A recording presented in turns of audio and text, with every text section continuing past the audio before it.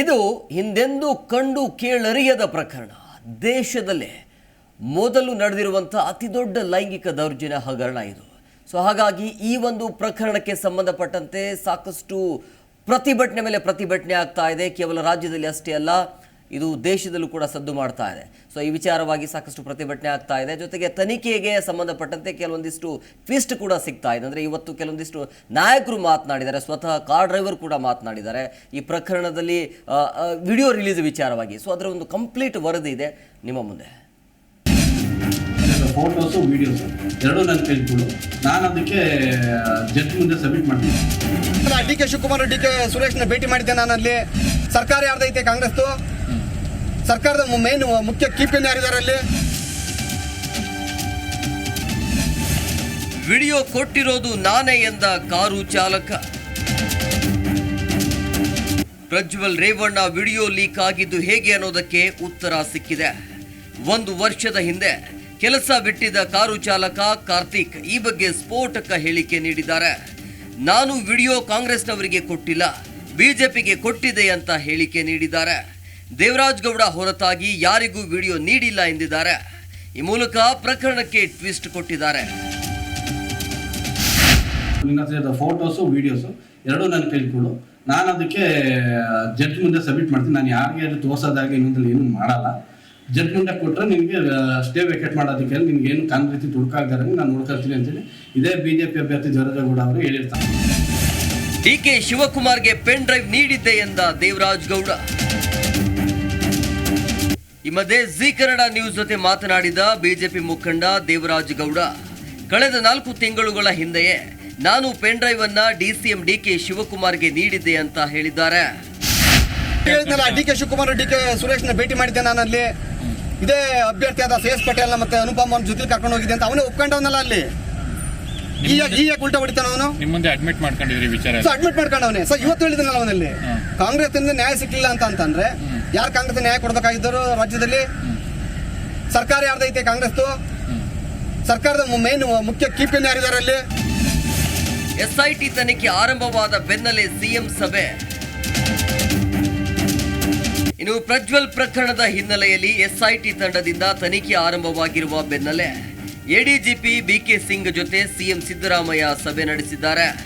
ಸಭೆಯಲ್ಲಿ DCM DK Shivakumar, ಗೃಹ ಸಚಿವ ಜಿ ಪರಮೇಶ್ವರ್ ಭಾಗಿಯಾಗಿದ್ರು. ಸಭೆಯಲ್ಲಿ ಪ್ರಕರಣದ ಕುರಿತಂತೆ ಚರ್ಚೆ ನಡೆಸಿದ್ದಾರೆ. ಇನ್ನು ಎಸ್ಐಟಿ ಮುಖ್ಯಸ್ಥ ಬಿಕೆ ಸಿಂಗ್ ಕೂಡ ಅಧಿಕಾರಿಗಳ ಜೊತೆ ಸಭೆ ನಡೆಸಿದ್ದು ತನಿಖೆ ಬಗ್ಗೆ ಅಧಿಕಾರಿಗಳಿಗೆ ನಿರ್ದೇಶನ ನೀಡಿದ್ದಾರೆ. ಜೆಡಿಎಸ್ ಇಂದ ಪ್ರಜ್ವಲ್ ರೇವಣ್ಣ ಅಮಾನತಿಗೆ ಶಿಫಾರಸು. ಈ ಮಧ್ಯೆ ಇವತ್ತು ಹುಬ್ಬಳ್ಳಿಯಲ್ಲಿ ಜೆಡಿಎಸ್ ಕೋರ್ ಕಮಿಟಿ ಸಭೆ ನಡೆದಿದ್ದು ಜೆಡಿಎಸ್ ಪಕ್ಷದಿಂದ ಪ್ರಜ್ವಲ್ ರೇವಣ್ಣ ಅಮಾನತು ಮಾಡಲು ಶಿಫಾರಸು ಮಾಡಲಾಗಿದೆ.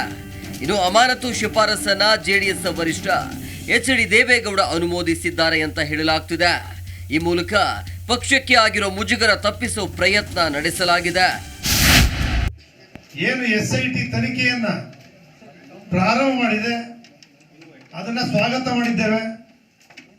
ಅಲ್ಲಿಂದ ಇನ್ನೂ ಕೂಡ ತನಿಖಾ ವರದಿ ಯಾವುದೂ ಕೂಡ ಬಂದಿಲ್ಲ. ತನಿಖೆ ನಡೀತಾ ಇರ್ತಕ್ಕಂಥ ಸಂದರ್ಭದಲ್ಲಿ ನಾವು ಯಾರು ಕೂಡ ಅದಕ್ಕೆ ವಿರುದ್ಧವಾದಂತ ಹೇಳಿಕೆಗಳನ್ನಾಗಲಿ ಮಧ್ಯ ಪ್ರವೇಶ ಮಾಡ್ತಕ್ಕಂಥದ್ದಾಗಲಿ ಮಾಡಬಾರ್ದು. ಆ ತನಿಖೆಗೆ ಸಂಪೂರ್ಣವಾದಂತ ಸಹಕಾರವನ್ನು ಕೊಡಬೇಕು ಅಂತಕ್ಕಂಥ ನಿರ್ಣಯವನ್ನು ಸರ್ವಾನುಮತದಿಂದ ಕೈಗೊಂಡು ನಮ್ಮ ರಾಷ್ಟ್ರೀಯ ಅಧ್ಯಕ್ಷರಾಗಿರ್ತಕ್ಕಂಥ ಎಚ್.ಡಿ. ದೇವೇಗೌಡರಿಗೆ ಶಿಫಾರಸನ್ನ ಮಾಡಿದ್ದೇವೆ.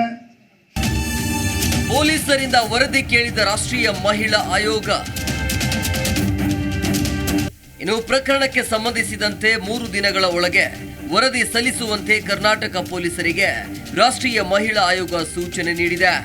ಕರ್ನಾಟಕದ ಡಿಜಿಪಿಗೆ ಮಹಿಳಾ ಆಯೋಗ ಪತ್ರ ಬರೆದಿದೆ.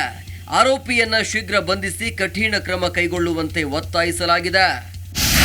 राज्य महिला आयोग ने पहले ही संज्ञान लिया था. इनफैक्ट उनके संज्ञान पर ही एसआईटी की गठन हुआ था और आज हमने भी डीजीपी से स्टेटस पूछा है. पहली बात, सरकार ने उनको भागने क्यों दिया जब राज्य महिला आयोग ने उनको कंप्लेंट किया ही था. तो इस पे पहले एक्शन क्यों नहीं लिया कर्नाटका पुलिस ने और उनको अरेस्ट क्यों नहीं किया गया, और उसका 3 दिन में हमें जवाब भेजे, ऐसा हमने उनसे पूछा। ಲೈಂಗಿಕ ದೌರ್ಜನ್ಯ ಪ್ರಕರಣದ ತನಿಖೆ ಚುರುಕುಗೊಂಡಿದ್ದು ಕೆಲ ದಿನದಲ್ಲಿ ಮತ್ತಷ್ಟು ಸ್ಫೋಟಕ ಮಾಹಿತಿಗಳು ಹೊರಬೀಳುವ ಸಾಧ್ಯತೆ ಇದೆ. ಏನೇ ಆಗಲಿ ನಿಷ್ಪಕ್ಷಪಾತವಾಗಿ ತನಿಖೆ ನಡೆಯಬೇಕಿದೆ. ಸಂತ್ರಸ್ತ ಮಹಿಳೆಯರಿಗೆ ನ್ಯಾಯ ಸಿಗಬೇಕಿದೆ. ಮುಂದೆಂದೂ ಇಂತಹ ಪ್ರಕರಣಗಳು ನಡೆಯದಂತೆ ಕ್ರಮ ಕೈಗೊಳ್ಳಬೇಕಿದೆ. Bureau report, Zee Kannada news. Zee Kannada news ಈಗ ನಿಮ್ಮ ಮನೆಯಲ್ಲೇ ನೋಡಿ. ಎಲ್ಲ ಕೇಬಲ್ಗಳಲ್ಲಿ ಈಗ ಲಭ್ಯ. Sun Direct 292, Jio TV 1334, U digital 162, City cable 51, GTPL 17, Abhishek cables 821, Rock Line telecommunication 51, Shri Basaveshwara number 60, Vinayaka digital number 53, In digital number 896ರಲ್ಲಿ. ನಿಮ್ಮಿಷ್ಟದ ಜಿ ಕನ್ನಡ ನ್ಯೂಸ್ ನೋಡಿ ಆನಂದಿಸಿ.